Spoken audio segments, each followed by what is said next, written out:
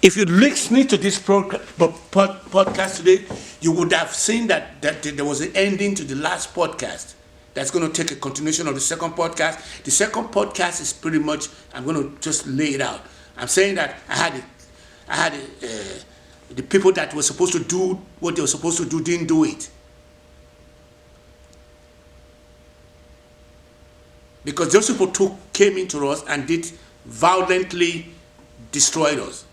That was what Osman told us. But a lot of the people in the class did not get it. Okay. Unbeknown to us, there was this sleeping giant.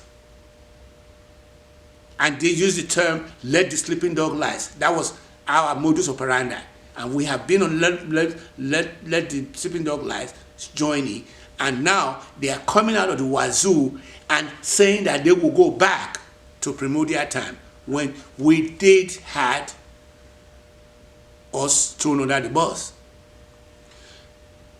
So for the past years, where there was First World War, there was Second World War, there was the advent of people like Stalin, Hitler, all those people came on.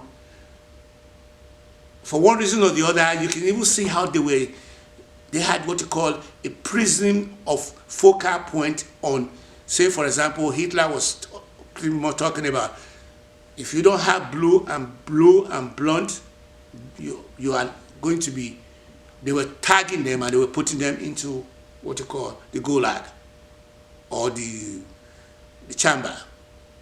Okay, let's fast forward. Other things came up, like for example, we had the avian fluid, which made people to come and recognize that if you wear a mask, you're not going to die. Then we had HIV/AIDS that came on. I was pretty much active in that field, but I couldn't really do what I wanted to do with it. Before you know it, COVID-19 came in. And when the COVID-19 was about to just settle on, we had the war in Ukraine. In between all this, we had different challenges like the World Trade Center bombing and all that. But what I am trying to get to, our problem today in Nigeria is that we have already prepared ourselves to be out there for one and only one, me, myself, and I. Me, myself, and I. Me, myself, and I. Me, myself, and I. Copying those people who are not, who I would consider it, are they more holier than us? Or are we more holier than them? They're not as holy as us. They're not as holy as us. And we are more holier than them. That's where religion was playing its role there. Where, if you look at the two religions at that point, there was a stake in the ground religion of where the Islam was at ground zero and the Christianity was at the upper level. So at this point in time, we have no safety nest in Nigeria. And our back was suddenly against the wall. When the COVID-19 came in, it threw us way back into the dugout. I'm personally experiencing the after effect of the COVID right now as I speak in the past 2 years. But I did get where I was prepared to move forward above going over, passing what I call bypassing the boondoggle by going over. I went over. But Nigeria don't have that safety nest, except that the people that were ruling or that had interaction with those who came from the Caucasus Mountain, the Caucasians, were now doing what you call more destruction. Nobody's exempt in this instance. That destruction is what we are now facing.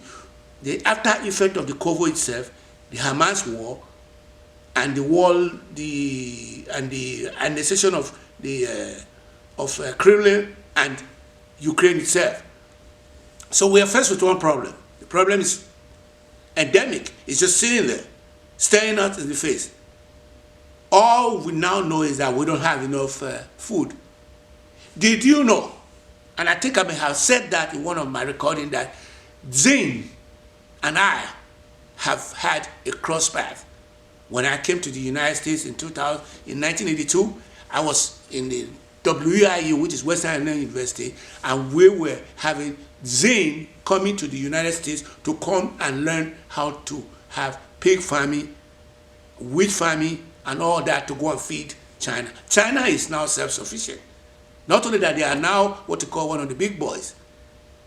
Why did people like Shehu Shagari did not go the route of having a nuclear plant to be the one that will serve the energy crisis in Nigeria? That beats me, because when I was there, because everybody keep talking about Shagari was the first republic. Shagari, to me, is one of those causes of the problem of we are currently having. If Shagari was bad, going forward, there was nobody there, whether it was Obasanjo, whether it was Jonathan, whether it's Buhari, whether it's now the, what you call, Milokon or Jagaban or all that. They don't know what they are doing, but they don't want to tell you that they don't know what they are doing, because they are swimming with the sharks. So as we talk right now, I may say, and if you guys, because a lot of Nigerians are not watching this thing in Nigeria. The people who are watching it in America, and I'm hoping that those of you who are watching in America are children of the those who are in the diaspora, because anywhere you go in America here, if you see a young lad and you are waiting on them on the restaurant with a girl, if you, after 2 or 3 30 minutes of discussion with you, they're going to lock into where they're going to tell you how they are connected to the motherland. And they can even drop a bombshell on me and say how Nigerian they are.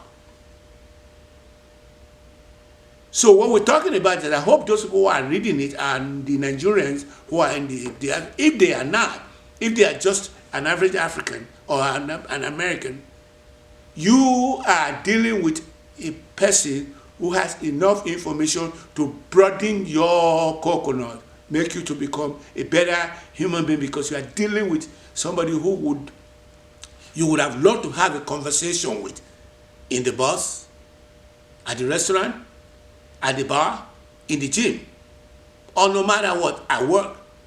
That's the person you are dealing with and listening to me, because I come up with all the, I fire from all cylinders. I fire from all cylinders. I don't have a particular script in front of me, or this is what I'm going to talk about today. I'm firing from all cylinders, and I end up giving out what other people will not have loved to give out, what we call the right to know. That's what I'm giving. I'm giving the role of right to know. So this second recording is a continuation of the first recording. The first recording was a preamble. The first recording was talking about how we're going to try and sell the book. No, it was talking about the preamble, wetting the ground. This one it has gone into what we call a second foray of discussing how we in Nigeria doesn't have no problem. I need to write this down, because today when I start uploading, I will start having problem with what is going to be my title. The first title is going to be related to what they call wetting the ground. And the second title is going to become what you call how Nigeria don't have a problem. So that's the second recording. I'm going to try and stop there and do what you call a third recording. My third recording for today, it's a little bit different from what the 2 recordings that I have done right now. That one, it's a discussion I had today. Hold that thought. My friends from Chihuahua. Hey, my friend from Chihuahua. Hey, my friend from Chihuahua. Hey, my friend from Chihuahua. Hey, my friend from Chihuahua. You know, you guys know where Chihuahua is. Chihuahuense. Chihuahueño. Chihuahuense. Chihuahueño. Chihuahuense. Chihuahueño. Chihuahuense. Chihuahueño. Okay, guys. This one is going to involve where I'm going to have to use my phone to do this new recording that is coming on. Oh mi oh, emi oko, emi oh, emi oko, ha eriwa, wọ́n para wa oh, emi oko, emi oh, emi oko, emi oh, emi oko, ha eriwa, wọ́n para wa oh, emi oko. Kọmúradó rẹ̀ lu òyìnbó fẹ́lá kọ́ lọ́yà àwọn pékè rẹ̀ lu èkó wọ́n fi là kọ́ dọ́kítọ̀ omi ṣe good morning o how are you rẹ̀ I'm alright yo mama wake fi good morning o my you rẹ̀ I'm alright yo pẹ́pẹ́yẹ kò sí ju odò ó ń bẹ́lẹ̀ mú ṣeré. Kọmúradó dòdò kọmúradó dáràn àgbàdo dòdò àgbàdo dáràn omi o èmi oko èmi o èmi oko àhírí wa wọ́n ń para wọn o èmi oko èmi o èmi oko èmi o èmi oko àhírí wa wọ́n para wọn o èmi oko èmi o èmi oko èmi o èmi oko àhírí wa wọ́n para wọn o èmi oko